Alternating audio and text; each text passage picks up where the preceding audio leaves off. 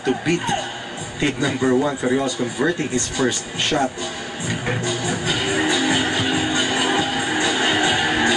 Ayan, si Eugene Ortigosa.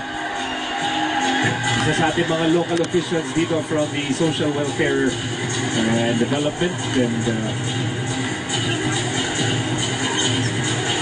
there's Captain Marbel.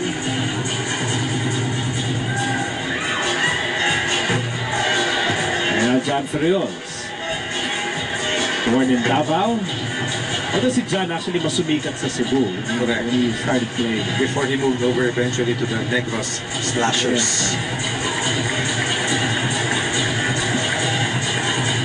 Mr. Eugene Ortigosa. There you go. Corner.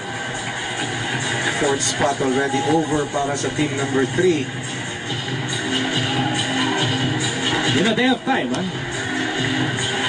I think Kenneth Dito, mukhang dinaredy ni Captain Marbel dito.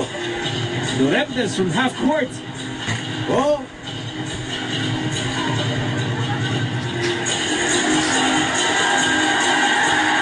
Yan. Napakahirap talaga. Mahirap yan. Pero smart move on the part of Kenneth Duremdes. Inaabangan na niya yung missed attempt ng kanyang kasama.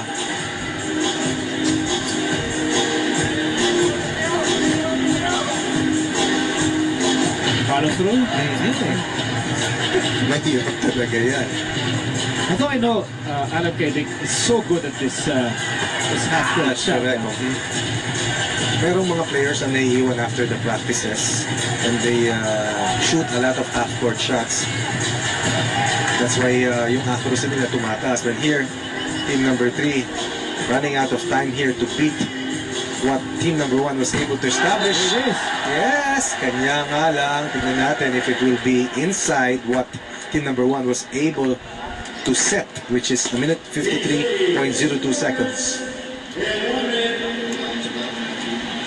And 59.8 of a second.